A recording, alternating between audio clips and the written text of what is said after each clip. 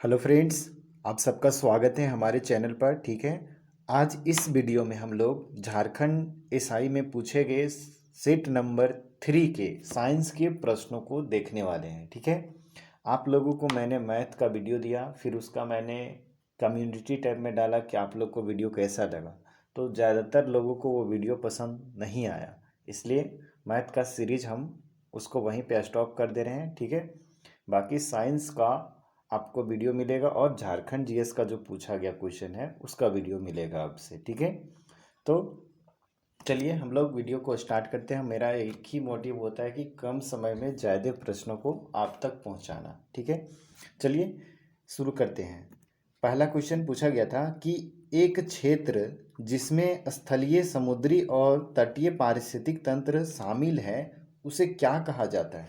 मतलब एक ऐसा एरिया जहाँ पे स्थलीय, समुद्र और तटीय तीनों पारिस्थितिक तंत्र शामिल हो तो उसे क्या कह सकते हैं। ठीक है, तो उसको बोला जाता है बायोस्फीयर रिजर्व। ठीक है, चलिए अगला क्वेश्चन क्या पूछा गया था उसको ज़रा सा देख लेते हैं। ठीक है, ये सारा क्वेश्चन पूछा हुआ है जेएसएससी के एसआई वाले एग्जाम में। ठीक है, जिस दर से वस्तु अपना स्थान बदलता है उसे क्या कहते हैं, तो उसे जानते हैं आप लोग वेग कहते हैं। ठीक है, गति और वेग बहुत जगह यहीं लोग को कुछ थोड़ा सा कन्फ्यूजन होता है।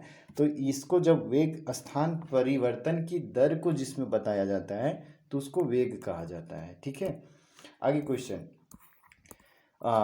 एक उपकरण जो बिजली के चार्ज को पहचानने के लिए उपयोग किया जाता है उसे क्या कहा जाता है। मतलब ठीक है, मतलब बिजली में कौन सा चार्ज है, उसमें भी पॉजिटिव और नेगेटिव होते हैं, तो उस चार्ज को पहचानने के लिए तो उस यंत्र को क्या कहा जाता है, तो इलेक्ट्रोस्कोप यानी कि विद्युत दर्शी। ठीक है, अगला क्वेश्चन है बैटरी में कौन सा एसिड होता है, तो ये तो सबको पता होगा, सल्फ्यूरिक एसिड। ठीक है, एक चीज़ और हमको बोलना था आप लोगों से कि जो हम कम्युनिटी पोस्ट में डाल रहे हैं बहुत सारे क्वेश्चन का जो क्विज करवाते हैं उसमें आप लोगों का काफ़ी लोगों का आंसर गलत रहता है। ठीक है, और ऐसा देखें कि दो चार क्वेश्चन तो ऐसे हैं कि जिसमें गलत आंसर पे ही ज़्यादा लोग मतलब वोटिंग किए हुए हैं। ठीक है, तो उस चीज़ को आप लोग अभी से सुधार दें। ठीक है, नहीं तो आपको ये नुकसान कर देगा। ठीक है, वो सब कहाँ से सुधरेगा, वो सब सुधारने के लिए आपको प्रीवियस ईयर क्वेश्चन को ही देखना पड़ेगा। ठीक है, प्रीवियस ईयर क्वेश्चन और ज़्यादा से ज़्यादा क्वेश्चन का प्रैक्टिस करना पड़ेगा, तभी वो चीज़ सुधरेगा, नहीं तो फिर वो एग्ज़ाम में आपको ले डूबेगा। ठीक है, चलिए ये तो देख लिए हम लोग कि बैटरी में कौन सा एसिड भरा हुआ रहता है, तो सल्फ्यूरिक एसिड। बाकी आप अगला क्वेश्चन को देखते हैं कि रेत और कंकड़ के रूप में जाने वाले कणों को दूर करने की प्रक्रिया को कहा जाता है। ठीक है, ऐसे तो मतलब हिंदी जो लिखा हुआ है ना थोड़ा सा मतलब कुछ अलग ही मीनिंग निकलने लगता है। तो चलिए इसको थोड़ा सा इंग्लिश वर्जन को वाले को पढ़ लेते हैं। तो process of carrying away weathered particle such as sand and pebbles is called, इसको इरोजन कहा जाता है। ठीक है, ये आप लोगों को जियोलॉजी या फिर ज्योग्राफी जो चैप्टर है, ज्योग्राफी का पोर्शन से यहाँ पे क्वेश्चन थोड़ा सा मतलब ज्योग्राफी इसमें ज़्यादा इंक्लूडेड है। हालांकि ये तो है साइंस का क्वेश्चन, बट ये थोड़ा सा ज्योग्राफी के एरिया से आया हुआ है। ठीक है, कोई बात नहीं, थोड़ा बहुत कभी कभी रिलेटेड कुछ कुछ ऐसे वर्ड होते हैं जो साइंस में भी हो सकते हैं, कुछ ज्योग्राफी तरफ से भी हो सकते हैं, तो मतलब हो सकता है। ठीक है, उसके बाद तापमान जिस पर वायु जलवाष्प तरल अवस्था में है वह है उसको क्या बोला जाता है, तो उष्मांक उसको बोला जाता है। मतलब इस कंडीशन में मतलब जो जलवाष्प है वो तरल अवस्था में रहेगा। ठीक है, मतलब लिक्विड फॉर्म में रहेगा, है ना। उसके बाद संगमरमर, ठीक है, एक प्रकार का है। Conglomerate is a type of, मतलब ये कॉन्ग्लोमरेट जो है वो किस टाइप का पत्थर है। ठीक है, रूपांतरित है या वोल्केनिक है या सेडिमेंट्री है या इग्नियस है। ठीक है, तो जहाँ तक हमें जानकारी है कि ये जो है मेटामॉर्फिक रॉक है। ठीक है, मेटामॉर्फिक रॉक है, बट यहाँ आंसर दिया हुआ है सेडिमेंट्री, तो कभी कभी गलत आंसर भी रहता है, इसको आप देख सकते हैं। ठीक है, अगर आप लोग को बढ़िया से आ रहा है कि संगमरमर जो है वो किस प्रकार का चट्टान है तो आप भी कमेंट कर सकते हैं कि अगर मैं गलत हूँ तो आप, मैं को बहुत बड़ा ज्ञानी नहीं हूँ। ठीक है, मतलब मुझे भी उतना ही आता है जितना आप लोग को लगभग आता होगा। ठीक है, तो कोई बात नहीं, हम लोग मिल के पढ़ना है और सीखना है, ठीक है।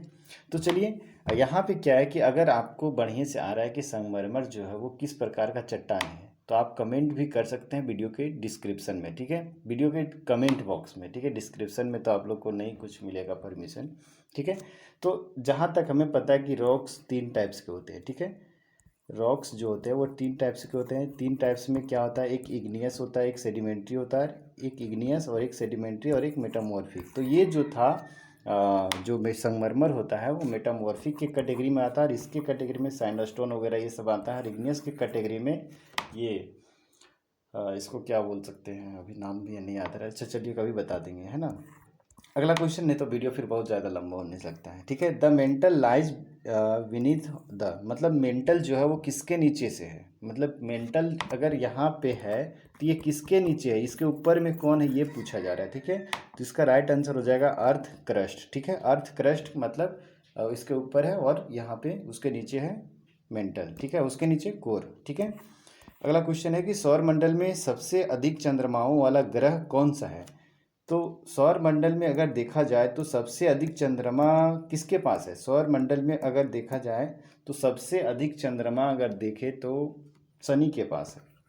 तो शनि के पास कितने हैं, 82 है, और बृहस्पति के पास कितने हैं, यहाँ शायद 79 है, ठीक है, 79 है। तो यहाँ पे ऑप्शन में हमारे पास शनि नहीं था, ठीक है, इस वजह से इसका आंसर हुआ बृहस्पति। अब ऐसा नहीं है कि मतलब बृहस्पति के ही पास पूरे ब्रह्मांड में सबसे ज़्यादा ग्रह है, यहाँ ऑप्शन में शनि नहीं होने की वजह से ये बृहस्पति सही हुआ, ठीक है।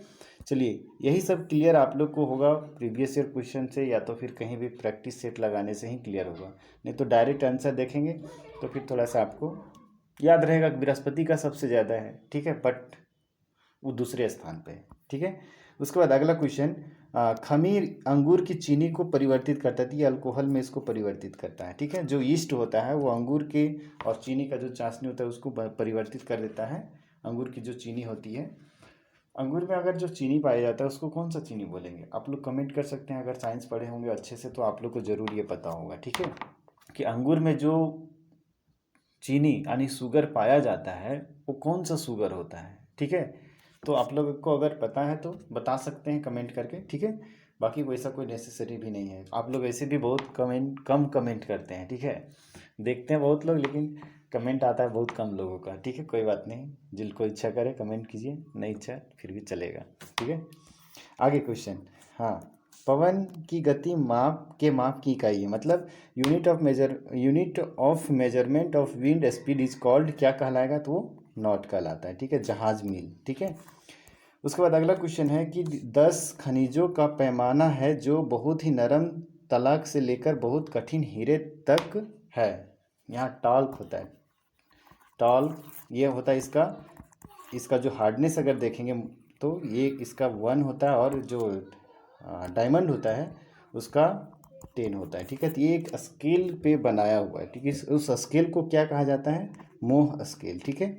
इसको मतलब मोह ने नामक कोई वैज्ञानिक ने बनाए थे, तो उन्हीं के नाम पर ये स्केल का नाम रखा गया है, ठीक है। उसके बाद अगला क्वेश्चन है कि उत्तरी अटलांटिक महासागर पर उष्णकटिबंधीय चक्रवातों को क्या कहा जाता है, ये तो बहुत इजी क्वेश्चन है, हरिकेन कहा जाता है, ठीक है।